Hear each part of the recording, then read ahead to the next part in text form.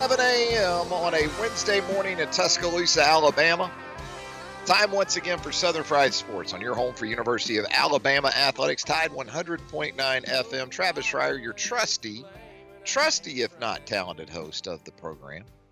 From over there at BamaOnline.com, part of the 247sports.com network. The show, as always, brought to you by Peterbrook Chocolatier, out there at 1530 McFarland Boulevard North in the Indian Hills section of Tuscaloosa. Still open to you during these trying times. Now, modified store hours by just a little bit, 10 to 7 for the foreseeable future instead of 10 to 8. But you can make that phone call to 205-752-0211. Place your order over the phone. Get yourself taken care of. Go to the store, and Emily, Heather, one of those fine folks there at Peterbrook Chocolatier, they're personally going to bring that order out to you curbside. So you don't even have to get out of the car. There you go. Peterbrook Chocolatier, 1530 McFarland Boulevard North. Joined as always on the program by executive producer Josh Smith, who together we combine to form the 60-minute man of Sports Talk Radio. I'll tell you what, Josh, with everything that's going on, it's crazy to look outside and see the spring-like conditions here in Tuscaloosa. Another beautiful day, it appears, on tap. I guess the weather could get a little bit rough coming up this weekend. But, while following every precaution, obviously, during this COVID-19 crisis that we're dealing with globally, I'm still getting outside a little bit. Got outside yesterday afternoon, had to go on that walk. Again, maintaining social distancing, not putting myself unnecessarily in some big crowds, any of that. I'm still going to get out and get the walk if the weather's going to be like this, Josh. Hey, that's been one of the brighter sides, and I don't mean use that exact wording, but that's been definitely one of the brighter sides the last few days here, because it seemed like, 4 or 5 weeks, that Monday, Tuesday, we had this, not necessarily monsoon-like weather, but we had this overcast, just cloudy, whether if it wasn't raining just yet or if it was straight-up downpour. So at least now, we got that to look out, even if we're not going outside as so much. But as you mentioned, when you're outside like that and you're getting that exercise and you're staying upbeat, when it's good weather like this too, that's only helping in the situation. It's mental health that you still have to tend to. I think that's getting lost in all of this, and understanding that it is very important that we isolate ourselves based on our individual situations. If you're sick, you absolutely need to be inside. Okay, I get that. If you aren't sick, I think your mental health demands that you at least get out a little bit, folks. Those walls, they'll start creeping in on you. There's only so much Netflix you can consume before it becomes unhealthy. You got to get outside a little bit. You want to catch that spring fever as well. Yeah. And I can tell you, in our neighborhood, the folks in our neighborhood, we feel like underachievers right now at Casa de Reier, man. The folks out in Northeast Tuscaloosa, they're taking advantage of this time. You talk about spring cleaning. You go by the different houses in our neighborhood, there's shrubs that have been removed, stuff that's been cut back, crepe myrtles cut down. People are getting after it. People are getting after it in this situation where they're pretty much contained to their individual areas. But look, use all the precautions, and some of that, the goalposts, they keep moving on us, right? Don't go out at all. Go out only if you're not sick. If you're sick, stay in. I can't keep up with it all anymore. But as you need to know, we're certainly going to let you know here on the program. 205-342-9904. That is the Peterbrook Chocolatier studio line. We're going to check in with Cecil Hurt coming up a little bit later in the program. About 15 minutes from now, we'll check in with Cecil. Cecil, like so many of us, fresh from that Greg Sankey teleconference just moments ago. Greg Sankey, the SEC commissioner, updating as best he can the current situation and how it is impacting sports in the Southeastern Conference. We know, we talked about yesterday on the program that the ACC yesterday morning had gone ahead and made the decision to cancel spring sports. And that was sort of one of those dominoes where once you heard that, you figured the SEC and some other Power 5 leagues would be following suit here pretty quickly. And that is, in fact, how it played out yesterday afternoon, with the SEC announcing that spring sports, sadly, for all those student athletes involved, had been canceled. And that has an impact on the Tuscaloosa area and the University of Alabama, because you're talking about the 2020 SEC softball tournament that was slated to be contested right here in Tuscaloosa. The SEC Women's Championships in tennis, right next door to Rhodes Stadium, was set to take place. So a direct impact to the Tuscaloosa community.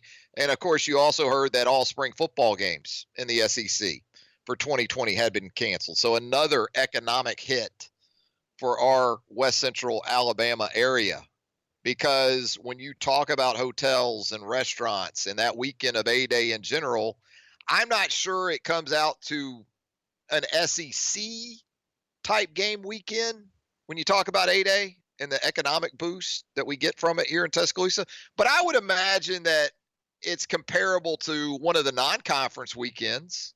You know, if Kent State's in here for a weekend, I would put A-Day, I would think, up with that, you know? So, yeah, it's hitting us here locally pretty hard, as you might expect. Greg Sankey, Cecil asked Greg Sankey on the teleconference about, you know, the SEC softball tournament getting back around to Tuscaloosa pretty quickly in that rotation, perhaps. Likewise for the SEC Women's Tennis Championships. And Sankey made the comment that he didn't think it would take 14 years to get back around to Tuscaloosa in Alabama. And look, if we're talking about the SEC softball tournament, if we're being honest about it, and I know it's a spread the wealth type situation, the SEC softball tournament should be in Tuscaloosa every year. You know, I mean, if you want to turn the SEC softball tournament into something like what the SEC baseball tournament is in Hoover, Tuscaloosa is where it should be. And I understand Hoover is more of a neutral site and not strictly on campus, but come on. I mean, if you want the excitement, you want the big crowds, it's Tuscaloosa. It's Rhodes Stadium. It's easy. You know, if you want it to have a Women's College World Series feel to it, it's right here in Tuscaloosa. It should be here every year.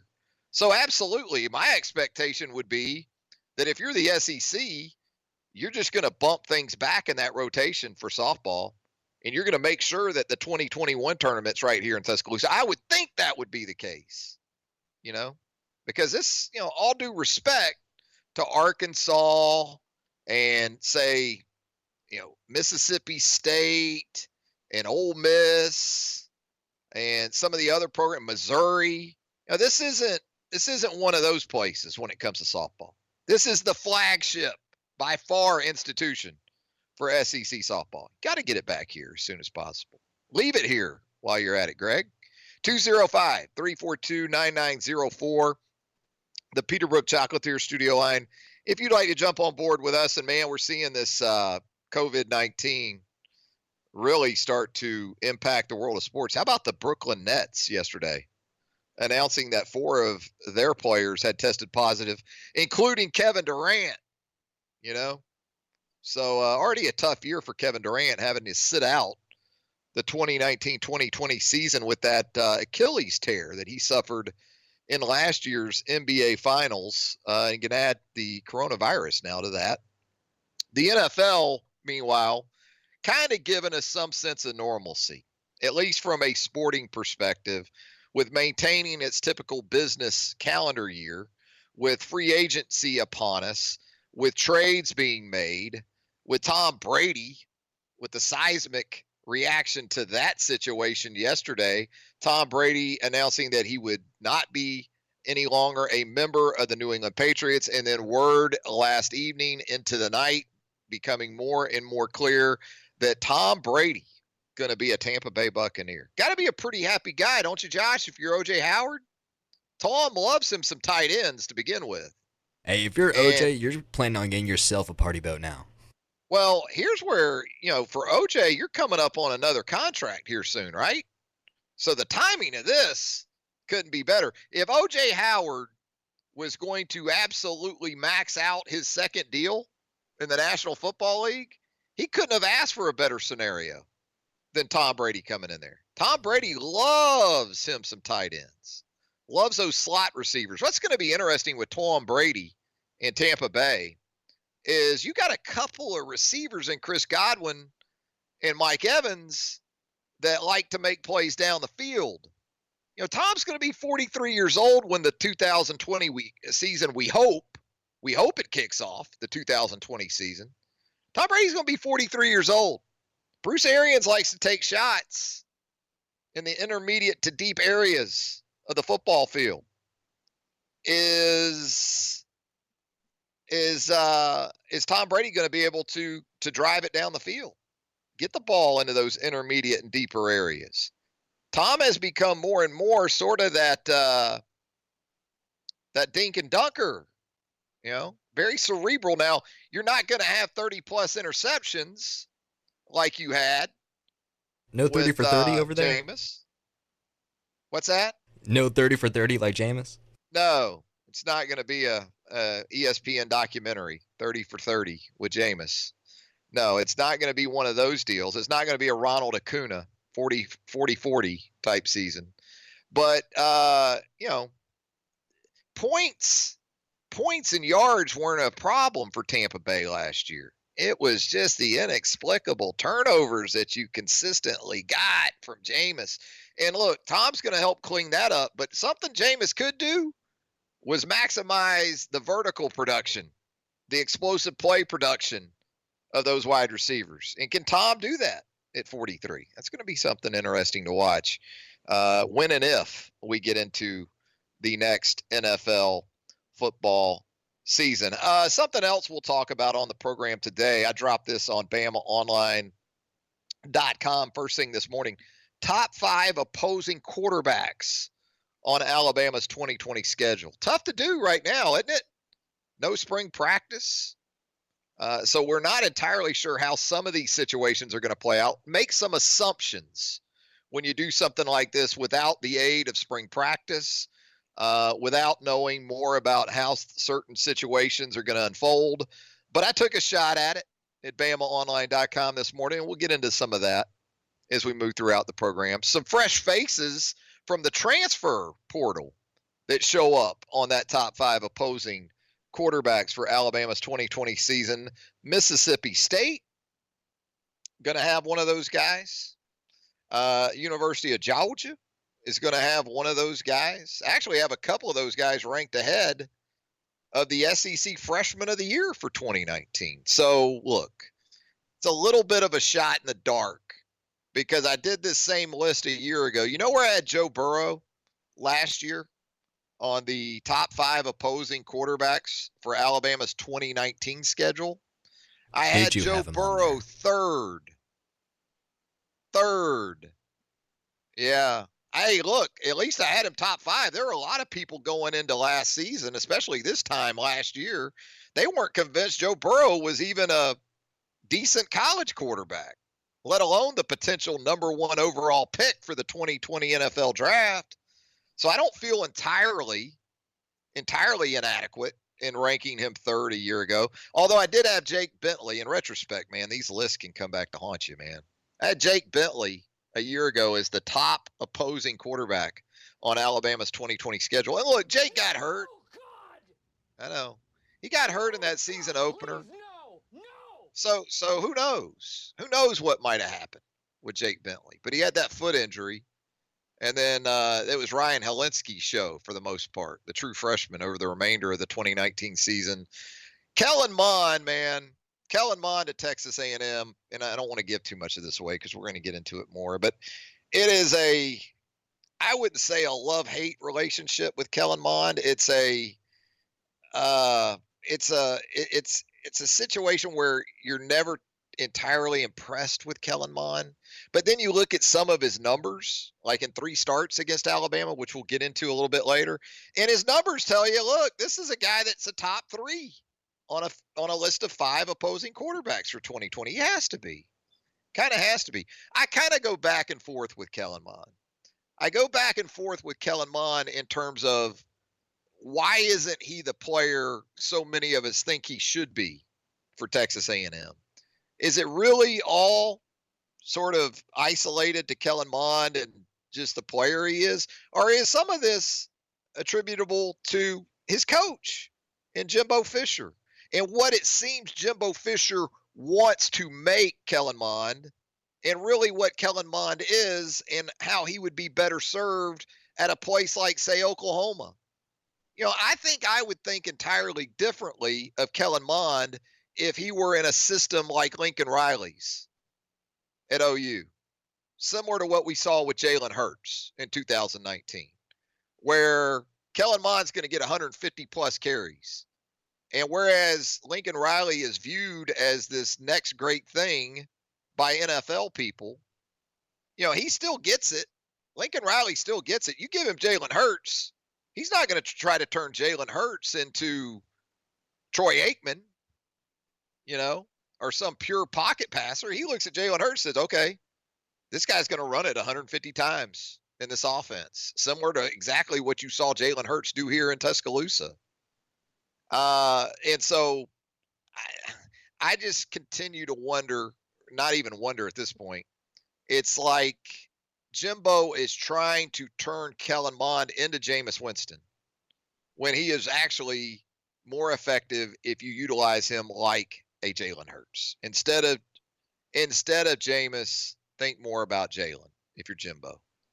We're going to step aside for a quick break. When we come back, Cecil Hurt of the Tuscaloosa News and TideSports.com will join us here on the program. It is Southern Fried Sports, presented by Peterbrook Chocolatier on Tide 100.9 FM. Cecil Hurt coming up next, right after this. Back with more of a Wednesday edition of Southern Fried Sports right here on Tide 100.9 FM. Travis Reier, senior analyst for BamaOnline.com, and born on this day in 1941, that gentleman right there, the late, great Wilson Pickett, born in Prattville, Alabama, just down Highway 82. Mr. Wilson Pickett. Let's head to the Peterbrook Chocolatier studio line right now and check in with Cecil Hurt of the Tuscaloosa News and TideSports.com. Cecil, during these trying times, we're doing everything we can to keep the spirits up of the community, of the listenership. So I don't know a better person to do that with than some Wilson Pickett on a Wednesday morning. Wicked Wilson. He'll do it. No, that's a great choice, and any Memphis soul is good. any of that stuff that came out of Stax and those labels up in Memphis, always good with. Yeah, and then eventually with Fame and Dwayne Allman. How about that pairing, Wilson Pickett and Dwayne Allman back in the day? Worked out pretty good. Dwayne played sessions with anybody to write a paycheck. So Wilson Pickett, Aretha Franklin, he was there. Not a bad session player in his day, I guess, in Dwayne Allman. Cecil, I know you're fresh from that Greg Sankey teleconference took place just moments ago. I know you had questions for Greg Sankey in relation to a couple events right here that were slated for the Tuscaloosa area with Alabama softball and the SEC softball tournament that was scheduled for here. That's now gone by the boards. Also, the SEC Women's Championships in tennis. What did you get from Greg Sankey's answers, not only to those topics, but just kind of where we're headed with this situation right now? Well, on that particular topic, he indicated that Alabama would not have to wait out the 14-year rotation on women's tennis, the 13-year rotation on softball, as Vanderbilt does field the softball team. But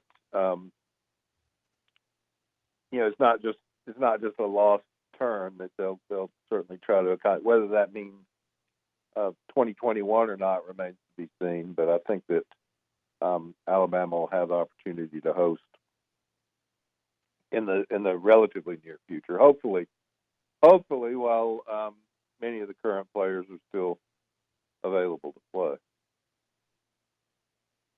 And we talk about that and the potential for an extension of eligibility or another year tacked on for spring sports participants.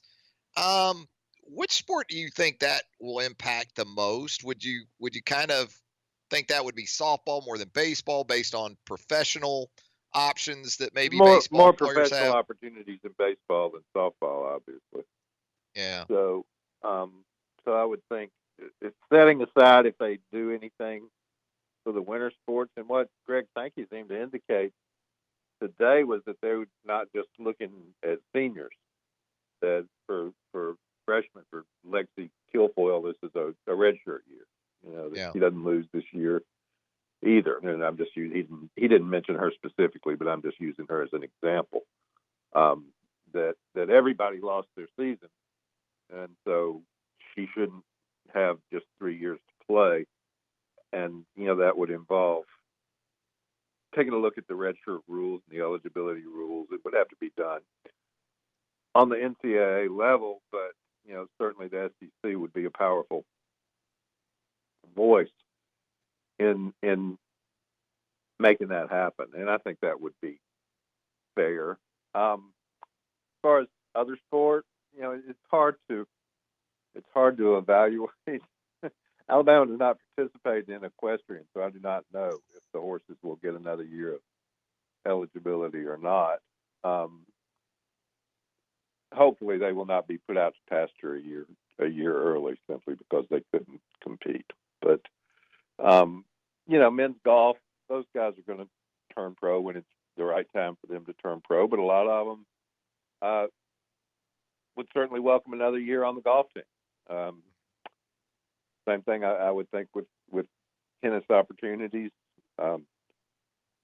track to some extent. So just have to see how that plays out. But I think it's probably, at least on this campus or on Alabama's campus, it's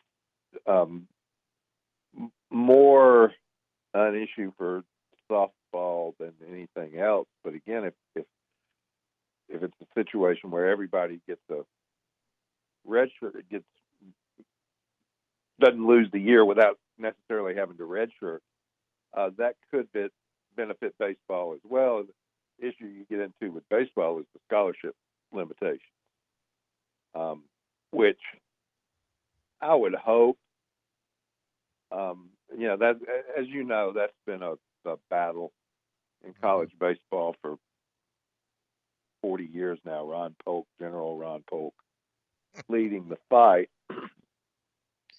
I would certainly hope that there would be a temporary expansion of scholarship opportunities in baseball, that as we look for the extremely rare silver linings in this situation to this point, I would hope that would ultimately lead to some expansion of scholarship opportunity that could be made permanent. Yeah, and with that, if we're going to have more players on scholarship, we need to go ahead and get that additional staff member added, right, from a full-time That would be great basis. too. While we're at it, the issues there are going to be as the issue with that is not the SEC. The SEC has plenty of money and would have been happy to do it. It's a lot of these voting members of the NCAA who are more or less on a shoestring budget and trying to get some things done monetarily. And many schools, it'll have an impact. It's certainly, but it's not going to make or break the budget at a lot of schools that we did not have an NCAA basketball tournament, and many schools in the SEC. But for a lot of athletic departments around the country, not getting that check from the NCAA is going to be, a difficult fiscal situation to handle, operate year to year in some ways. And I wouldn't be surprised at that level to see some sports eliminated. Wow. Certainly reasonable, but sad to kind of to think about in those terms. And there's a lot of economic realities that go into this, and you don't know what kind of rainy day fund, what kind of insurance the NCAA has, but you can rest assured, Alabama will be getting smaller check, which nobody in accounting will like, but they can absorb. But Alabama State, now that's a different percentage of your budget. Right. And it's one reason why there are so many teams in Division I basketball. It's one reason why a North Alabama can go to Division I. So it's going to have an influence on the budget for a lot of people. And the local economies, even in a conference like the Southeastern Conference. I mean, this is going to impact Tuscaloosa. No A-Day, no SEC softball tournament, the Hoover. women's tennis What about championship. Hoover? With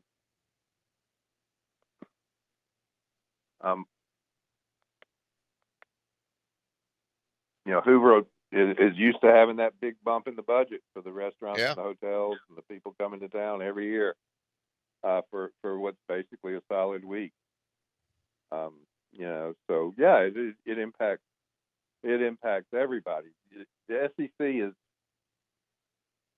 almost unique. There are a couple of exceptions. There's always an exception here, an exception there, but the 25,000 people a weekend for baseball that you get in Baton Rouge and Oxford,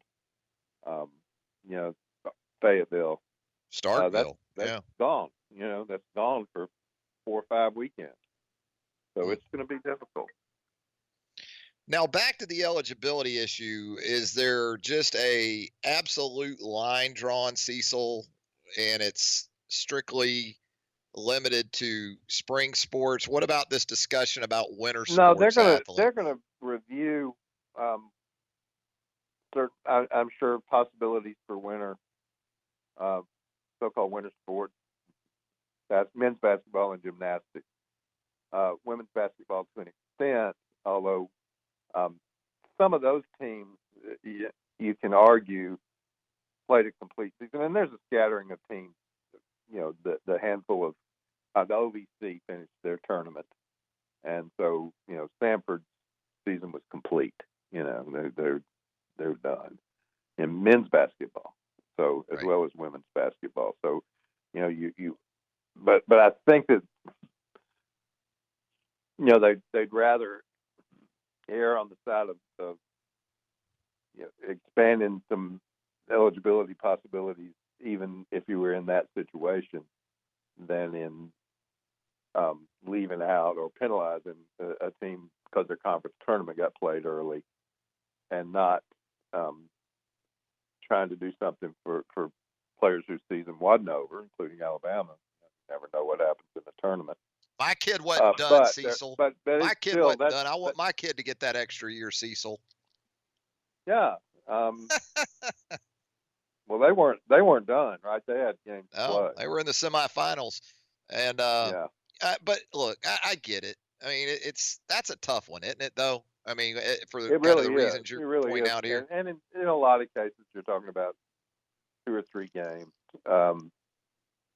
Gymnastics, it's a little different in gymnastics because they had no conference championship, no regionals, no national. So a really difficult situation for them. The question there is how many seniors do you have who would want to return? The age demographic in that sport's a little bit different. So I think the first focus is going to be on spring sports, and then they'll see what's available for winter sports.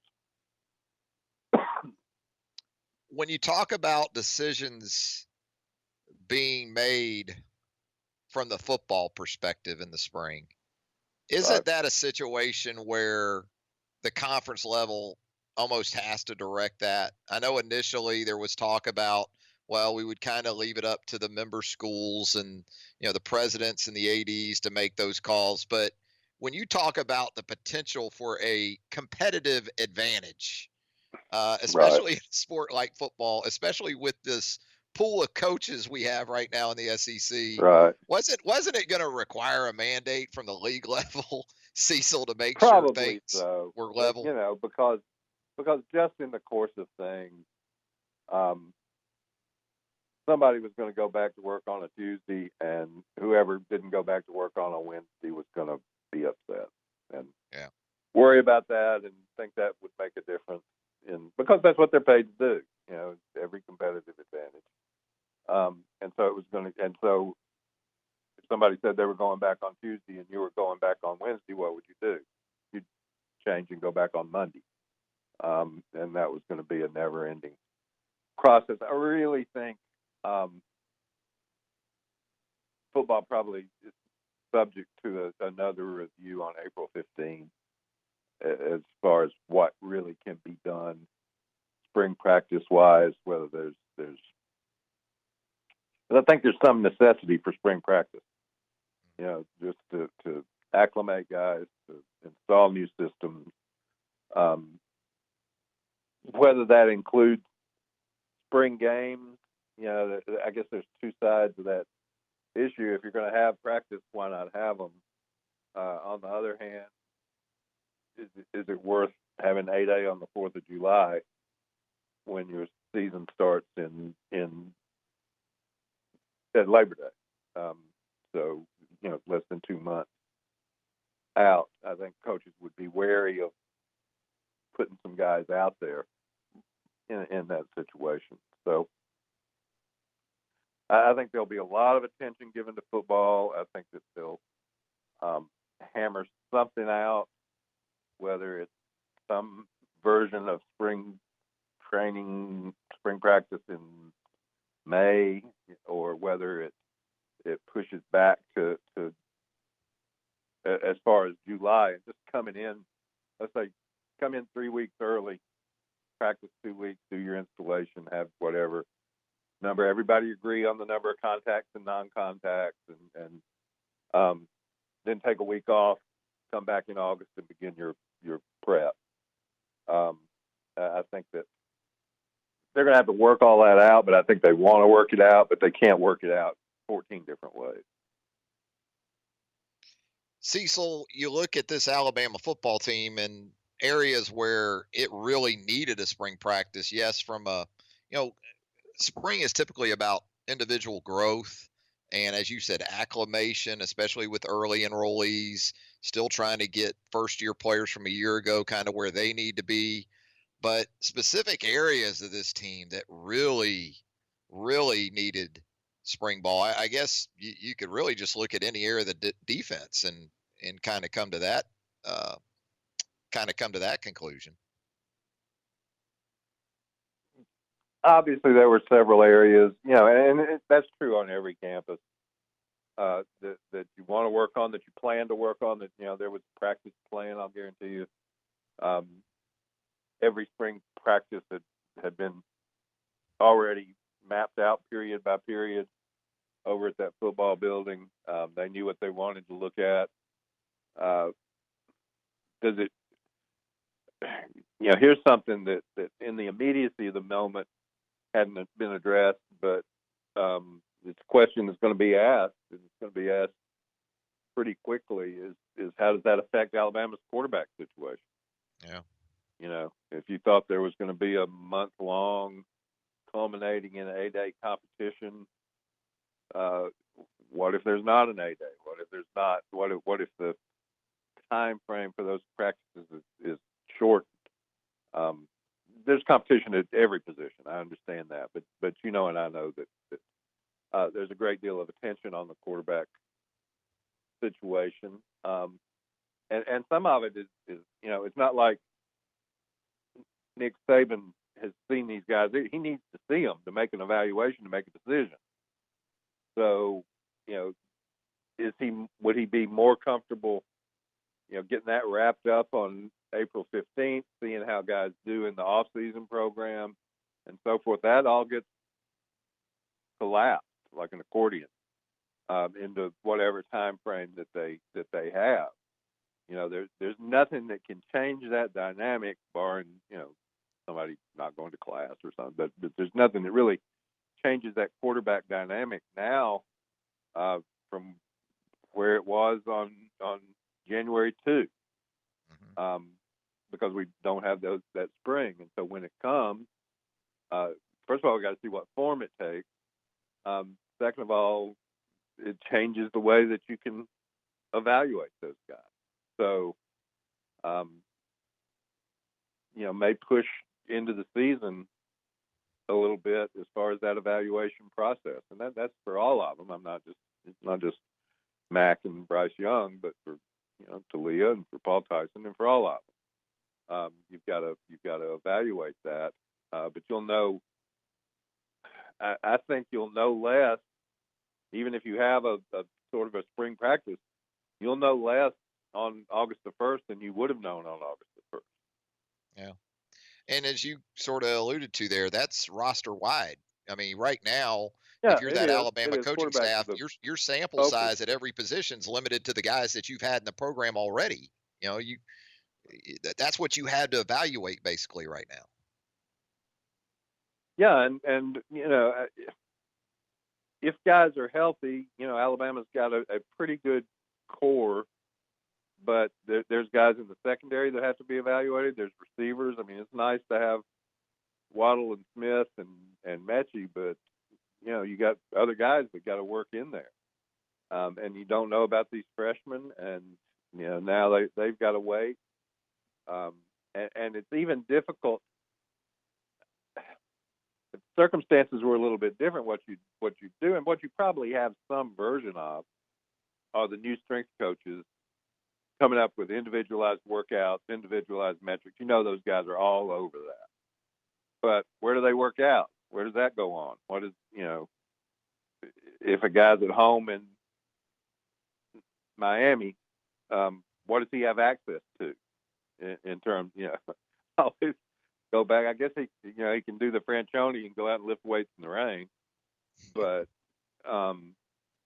those guys are, if they were here, if they were under the direct supervision, then you have a very detailed plan on very detailed equipment at very detailed times with a very detailed goal.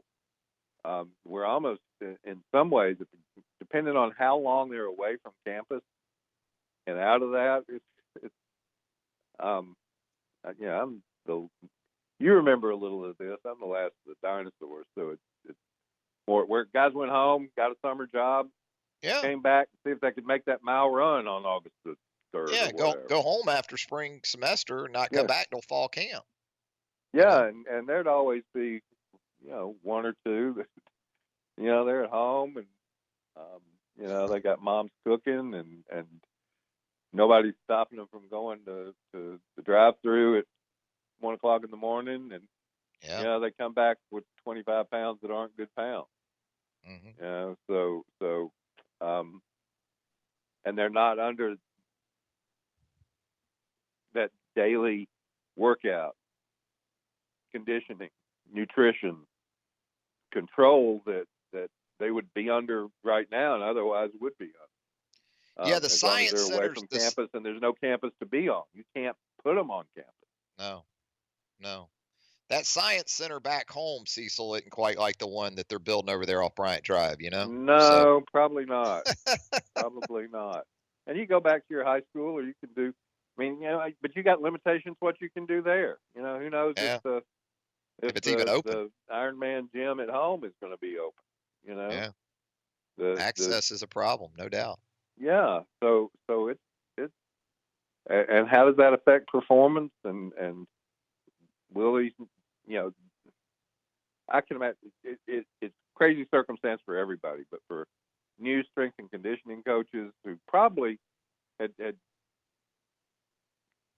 enough time to do some evaluation, certainly have all the data from the previous strength coach from Scott's administration, but they probably have to be revising plans and monitoring as much as they can, sleep data and that sort of stuff, and trying to get as much information as they can every day. Now, the one thing, the amazing thing you can do now with these systems is if you can get them hooked up somewhere, you can get every measurement.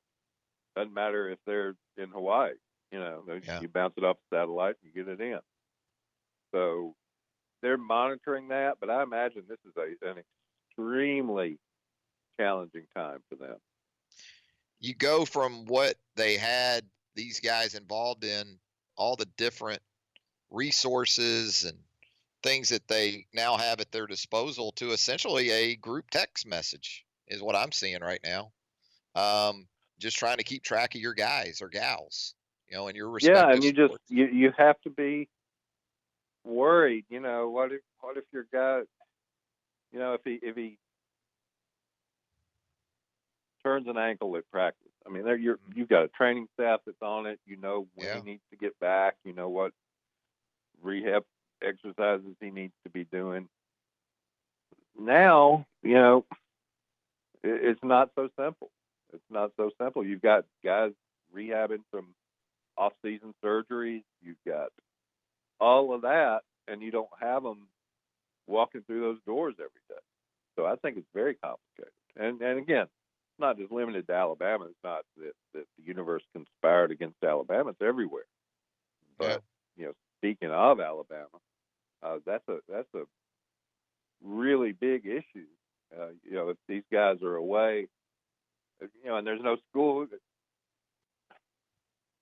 they can't do anything till April 15th. But who knows if there's going to be school on April the 15th? Everything has an asterisk right now. This is all yeah, tentative. it does. And if they're away from training, nutrition, conditioning, measurement until June 1, that's in those terms, in the terms of super elite athlete performance, that's a long time. Yeah. You don't you won't have an Olympic guy that's training on his own, although his life is impacted too. Don't get me wrong, but he can't just say, "All right, well, I'm home. I'm self quarantining. I'll see you on June 1, and expect to perform at an Olympic level." You just can't do it. Cecil, how much of a sort of virtual stretch are we about to enter here, in your opinion? Because there are things like SEC Media Days, there are things like Pro Days, there are things like the SEC Spring Meetings. How do you see this sort of playing out from that perspective, as far as limited interaction because of groups not being able to come together at things potentially down the road? I know this is in July, but you have to at least think about it at this point. Right. Um, Right. For instance, SEC Media Days, and Greg Sankey was asked about it today. I think what you have to do for something that's scheduled in July, middle of July, right now, is carry on as though that's what it's going to be. And Greg Sankey talked about being a glass half full guy. So be optimistic about it. Make your plans for it. Have your hotel, have your transportation, have everything available for media days, as if it's going to go off as it always has gone off, with the knowledge that it may not. With somebody making contingency plans in case it doesn't. But you don't just. I still think we've got enough of a cushion, a little less on spring meetings, but certainly on media days, that there's time to wait and see, and then if you need to make a change, you make a change. Yeah. Well, Cecil, as always, we appreciate the time. I know you're a voracious reader, so I'm guessing you're doing a good bit of that during this time, maybe even a little more than usual. Trying to, our work hasn't stopped, and we appreciate everybody's support, and no doubt. It'll be back eventually. It'll be back, and we certainly want to be back covering it. So, as do you and everybody Sure. at the radio station, and so we're appreciative of the opportunity to talk to Greg Sankey today on a teleconference, and imagine that we'll hear from Greg Byrne in a day or two in the wake of that, and more institutional specific information. But when they start playing again, whether it's Alabama, whether it's the other higher education institutions around this area, whether it's the high schools, we want to be there to cover it. And until there's something there to cover. We want to cover all the aspects of getting ready for that date, which we all eagerly await to be told, whether it's the NBA, the NHL, but certainly college football now, since baseball and so forth are lost, being told green light, good to go, Alabama, USC, be in Dallas. Yeah. Time to kick off. No doubt about any of that, for sure. Hey, Cecil, we appreciate it, my man. Stay safe. Sure, We'll talk glad to you to soon. do it. Thanks. There you go, Cecil Hurt, Tuscaloosa News and TideSports.com. Back with more Southern Fried Sports on a Wednesday on Tide 100.9 FM right after this. It's the edition of Southern Fried Sports right here on Tide 100.9 FM. Thanks to Cecil Hurt of the Tuscaloosa News and TideSports.com for joining us in that previous segment. Always good stuff with Cecil. And now, as promised, we're going to rank the top 5 quarterbacks on Alabama's 2020 schedule. I have to kind of put an asterisk by all this stuff at this point, don't I? Tentatively scheduled 2020 season.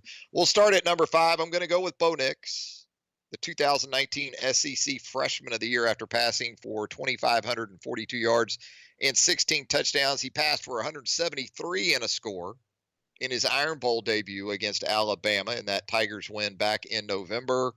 There were stretches, certainly, of inconsistency for Bo Nix in year one. I think you're going to see him take that next step in his growth. I'm not sure Bo Nix is ever going to be an elite passer, but I've made the comparison to Bo Nix and Connor Shaw, the former South Carolina quarterback in the past, and I still see that as perhaps a ceiling, if not a little bit more of a ceiling where Bo Nix is concerned. And look, he's going to have Seth Williams back, and he's also going to have Anthony Schwartz. So I've got Bo Nix at number 5. At number 4, one of those transfers we talked about earlier in the program, KJ Costello of Mississippi State, coming in from Stanford, had concussion and thumb issues a year ago. I like that combination, that Pac-12 combo of Mike Leach and KJ Costello. Costello, the prototypical passer, 6'4", 6'5", 225, 230 or so. Going to be interesting to see if in the SEC West, Mike Leach can, A, protect KJ Costello, and B, provide him with enough playmakers at the wide receiver position. Number 3, another transfer, Jamie Newman, checking in there at the University of Georgia, coming in from Wake Forest. Had over 3,300 total yards for the Demon Deacons last year, nearly 2,900 passing, nearly 600 rushing for Jamie Newman.